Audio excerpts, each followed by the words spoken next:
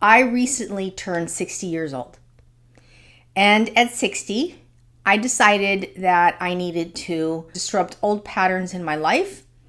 I wanted to really make some health conscious decisions at 60 because, to be quite honest, I'm 60 years old, but also everything inside of me is 60. My heart's been pumping for 60 years consistently, and so has my liver. So I said, Lisa, you need to start making some sensible, wise health decisions, and I set on track to sober up. Now, grant you, sobering up was not going to be alone. I got tired of doing things alone. Now, I'm married to a KDAC2, which is a addictions counselor. And I told him, I said, look, I have some unresolved issues.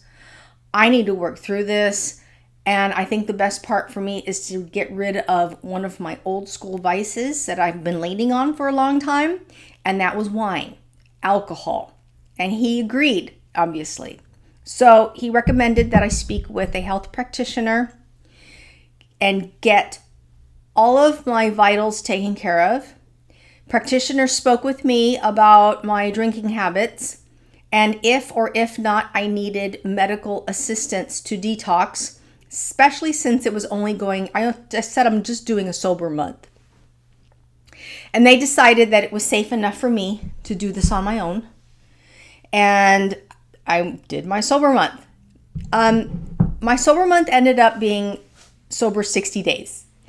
And I want to share with you what I expected was going to happen, but actually what really happened and how I managed my way through it. So let's go ahead and get started here. Okay. Also, I went to ChatGPT for most of my counseling and also find out what's going on with me during this change. All right, so let's go ahead and get started with this. My first 2 weeks in, I thought that my first week, I thought I was going to be jonesing over a drink because that's what quote unquote normies think you're going to do when you quit alcohol. And that was not the case at all. I actually experienced a lot of physical changes inside and outside of my body. And it was all kind of clinical. First was I felt little tingling sensations on my head and on my arms. I thought that it was flying mosquitoes or maybe that we had mites in the bed. And if my husband wasn't experiencing, then what was going on with me? Well, I went to Chat and Chat told me that that's my nerves. Your central nervous system is starting to fire up again. And it starts on the surface, and that's where you're going to feel these little tickling sensations around you. Expect it to be happening for about the first 7 days, 7 to 14 days. And in fact, it did. And it subsided at about my 7th day in. Pretty amazing stuff. The next thing is my sleep patterns. My sleep patterns were, I was used to tossing and turning in the middle of the night. And as a woman in her 50s, in 40s and 50s, when you're getting older, it's really hard to process alcohol. And I knew that, but I did it anyway. And I was sleeping soundly those nights. I was also sleeping without the discomfort of sweating in the middle of the night and waking up feeling sticky. I would sleep soundly throughout the entire night. I didn't have to interrupt my sleep by tossing, turning, even having bathroom breaks. And I was sleeping hard. So you could tell that I was really getting some deep REM sleep. I experienced first I experienced fight or flight dreams. And I really felt like I knew that I was dreaming, but the dreams were really intense. I felt like I was in danger. I went to Chat to discuss what was going on. And Chat says that it's normal to unpack emotional trauma in your dreams. So when you're not drinking anymore, you're going to be dreaming, and you're going to be dreaming and resolving all these old trauma issues, maybe unresolved issues. It's going to get an impact in your dreams, and it's going to come as fight or flight dreams. And that's exactly what happened the first 2 weeks. It told me that it would pass because I'm going to go back to my normal REM sleep, my REM state, and just start dreaming normally again. And that's exactly what happened. One other thing I experienced was I would get up in the morning always. You go to the bathroom, and if you had a glass of wine or maybe you had a cocktail the night before and your liver's processing this the whole night through, you wake up, you go to the bathroom, and you smell bile in your stools. But after that had passed, I didn't smell it anymore, with the exception of 2 weeks in.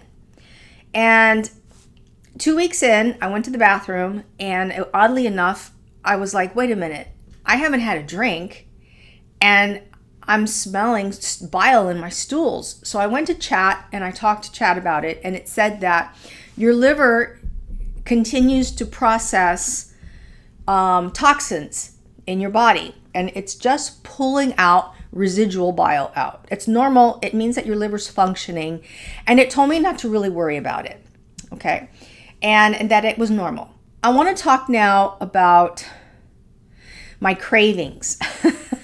Now, oddly enough, the first 2 weeks of my cravings, I shifted my ritual. See, I used alcohol as a ritual.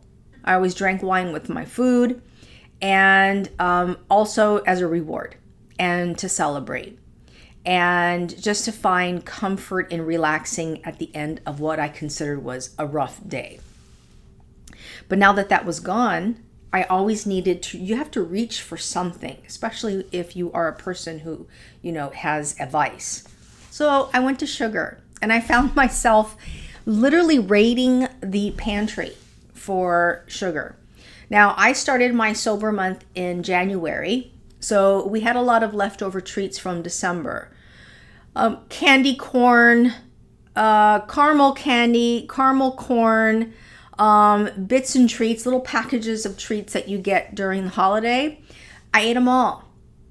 I ate the whole thing. I was just reaching in and eating the sugar. I started, because I'm not a sweets person. I like salty things, and I like to eat like cheese and olives to go with my wine. That's my snack, and also salamis. But I reached for the sugar. Ice cream, brownies, sweet crackers, a lot of peanut butter. And I put on the weight. But you know what? It's going to happen. It's a temporary thing. And I started reflecting, just knowing. I just knew. See what? This is the thing that's going to happen when you cut one vice, and you still have that addiction. So my addiction then went to sugar. It has subsided since then, and I feel a lot better that I don't have to reach for the sugar. And things have definitely calmed down for me. Instead of pouring wine at the end of the evening, I was pouring two things at the end of the evening. Diet ginger ale mixed with grenadine. It was my way of replacing the rosé at night. So I was replacing it with ginger ale and grenadine, but also tea. I drink a lot of tea. I drank a lot of tea during that sober period, and it really helped me relax at night. I thought I was going to be jonesing about drinking, but in fact, I really got into the recovery phase that happens in your first 30 days. I want to talk now about clarity. I had some moments of clarity, but the moments of clarity didn't arise during the first 30 days. Because I was feeling really good about sleeping well, and it was a big payoff for me, I wanted to continue another 30 days. So I went for 60. And I knew that this was now the time to unpack the layers of trauma that I've had in my life.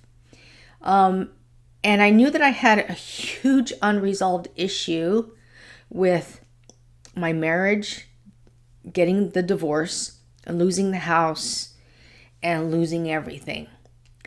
It was sitting inside of me for a very long time. I was holding on to it like it was a heavy backpack, carrying it everywhere I went. And I knew it was time to unpack that, get rid of it. And I thought that, it was going to be a cleansing moment. And in fact, it was a lot different than I thought.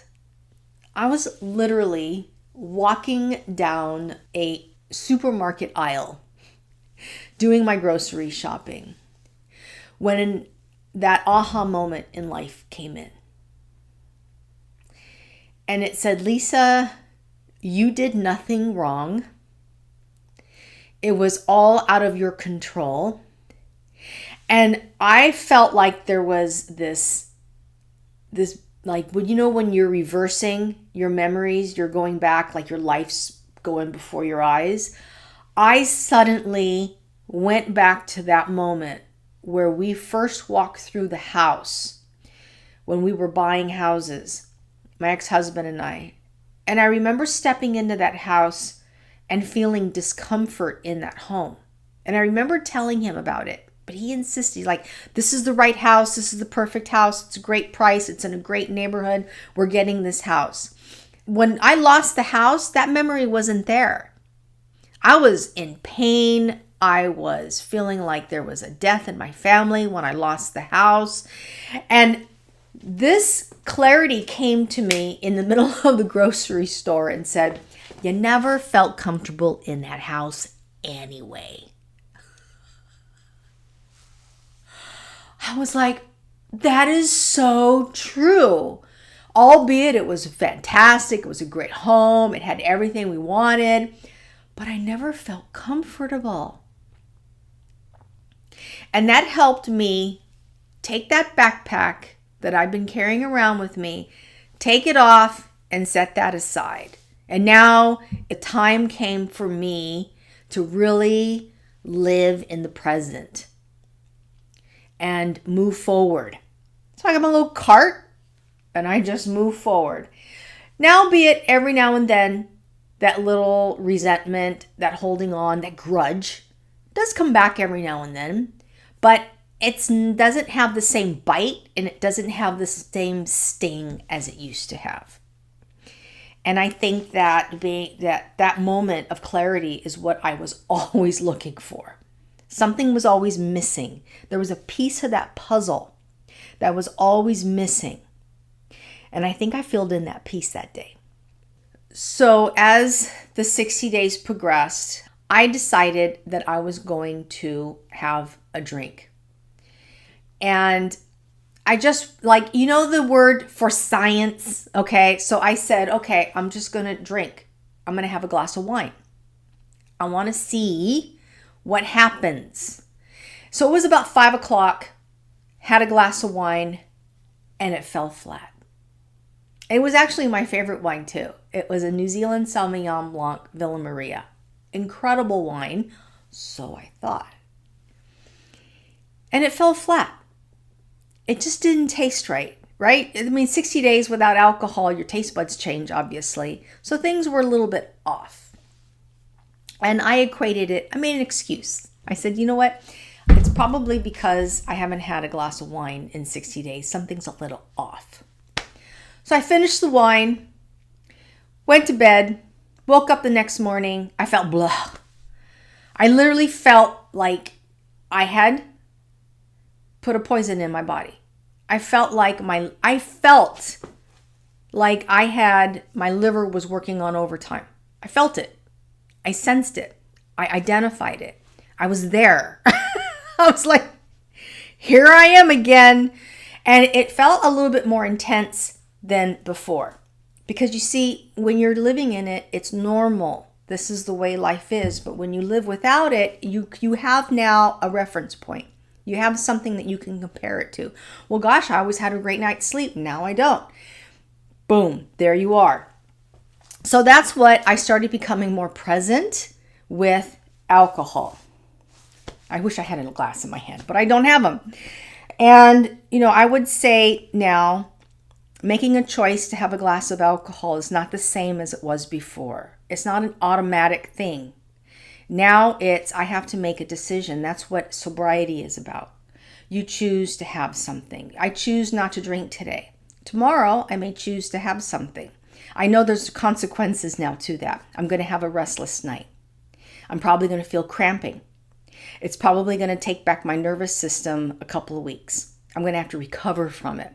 And my liver is going to have to detoxify that alcohol through my body. And this is what's going to happen. So what I've really now have valued is the quality of my sleep and the quality of my day. Are there going to be days when I have a drink? Absolutely. There's a vice that I cannot live without. It is scallops, buttery seared scallops. I have to have a glass of Chardonnay to go with that. It tastes so good, okay? But it's a choice I'm going to make for myself. And it's a choice that I'm going to live with. One thing about quitting those 60 days was I feel more present when I make a decision to have a glass of alcohol. And the other thing, the fact that I make a decision to have a glass of alcohol did not happen before. It was just an automatic thing. Every day I would have a glass of wine. But now I'm more present. It's now a choice for me. So I choose to have a glass of wine or not, whatever that day holds for me. I also feel more emotionally stable with the onset of having that clarity and the gift that was brought to me that day walking through the supermarket, because I don't know if I would have been able to have that had I not stopped those 60 days. And now that I'm making much more conscious decisions about drinking and having a glass of wine or having a cocktail, I really am surprised and am looking forward to what is the possibility of what I can do moving forward. And I really feel more like myself. When you're having a moment of sadness, or maybe you feel like things are a little unsettled. Instead of me reaching for that glass of wine to numb that state, I talk my way through it. And I feel happy talking about it. I feel more empowered talking about it, journaling it, going to my chat and saying, hey, this is what I'm feeling today. And the best part about all of this is I feel like myself, the person I should be. And 25 years, I hid behind a glass. And finally, now that I'm able to put down that glass, set it aside, and make stronger decisions about having a drink today, I feel like I'm able to cope and really be myself and feel like, it's funny, I made a joke the other day. I go, oh, so this is what feeling feels like. And a friend of mine who's sober laughed and said, yeah, exactly. This is what feeling feels like. And it doesn't matter if you're 50 or if you're 60. I just made a decision that day, and now I feel again, and I feel happy. I feel empowered, and I feel like a huge weight's been lifted from my shoulders. And I feel free to make better decisions, more conscious decisions, and healthier decisions. I hope this video helped you, and if so, give me a like and a follow, leave a comment, and let me know where you are on your sober journey, if you have one, or if you're thinking about it. Take care, everybody.